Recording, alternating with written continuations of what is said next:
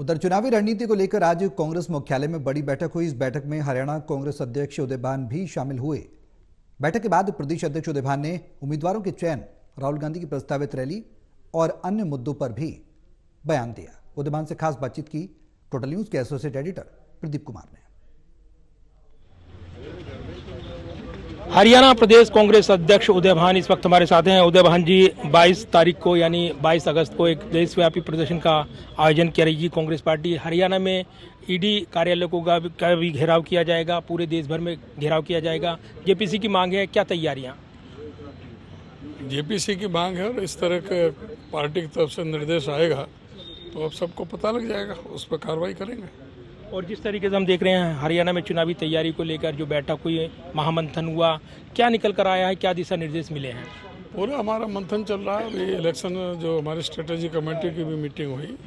हमारे जो हरियाणा मांगे हिसाब अभियान जोरों से सारे प्रदेश में चल रहा है। दीपेंद्र हुड्डा जी 32 विधानसभा आज तक को कवर कर चुके हैं।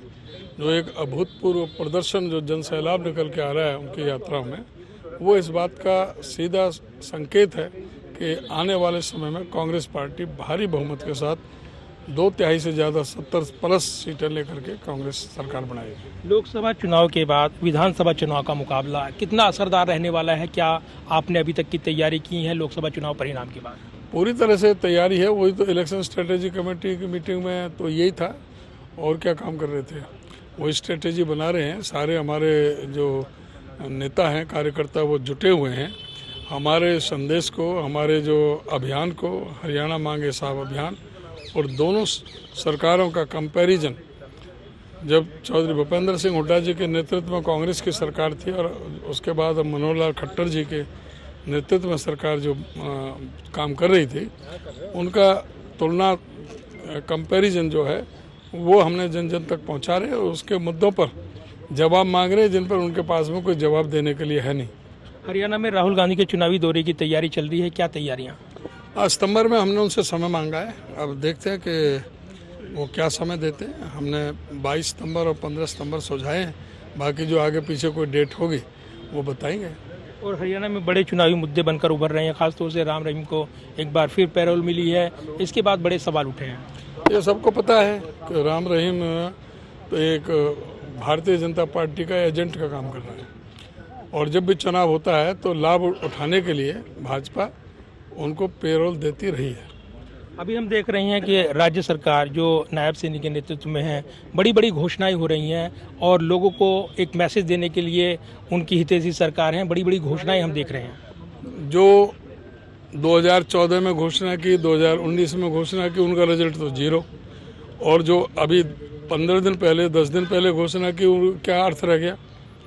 जो काम हो ही नहीं सकता, लोगों को मूर्ख बनाने के लिए घोषणाएं हो रही हैं। पता है कि अगले महीने आचार संहिता लग रही है और फिर चुनाव है।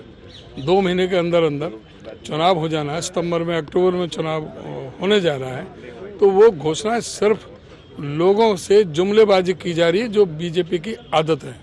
और चुनावी तैयारी को लेकर अगर देखें, उम्मीदवारों के चयन को लेकर फोकस कर रही है कांग्रेस पार्टी। जिताऊ टिकाऊ उम्मीदवार, क्या पैमाना आपने तय किया है? कई बैठकें होनी है, हो रही हैं? आप बता रहे हो, जैसे वही फार्मूला है, जिताऊ और टिकाऊ। सर्वे चल रहे हैं एआईसीसी की तरफ से भी, पीसीसी की तरफ से भी। फिर सारा दिन हम भी राजनीति करते हैं। कोई हरियाणा इतना बड़ा तो स्टेट है नहीं। हमें भी पता है कि प्रदेश में कौन जिताऊ है, कौन टिकाऊ है। वो सारे समीकरण साध करके सारा जो सबसे बेहतरीन जो कैंडिडेट होंगे उन्हें उतारा जाएगा। ये अभी तक हमने देखा कई राज्यों में, खासतौर से चुनावी बिगुल बजने से पहले ही उम्मीदवारों के नामों का ऐलान कर दिया गया और ये पैटर्न अपनाया कांग्रेस पार्टी ने, नया पैटर्न कहा गया इसको। तो क्या हरियाणा में भी ये पैटर्न देखने को मिल सकता है? अभी उम्मीदवार कोई डिक्लेयर नहीं हुआ। कांग्रेस में पूरी तरह से पहले प्रदेश इलेक्शन कमेटी में, फिर स्क्रीनिंग कमेटी में है, फिर उसके बाद सेंट्रल इलेक्शन कमेटी में। नहीं, वो प्रक्रिया तो है, लेकिन चुनावी घोषणा से पहले आप ऐलान कर देंगे या चुनाव की घोषणा का इंतजार करेंगे?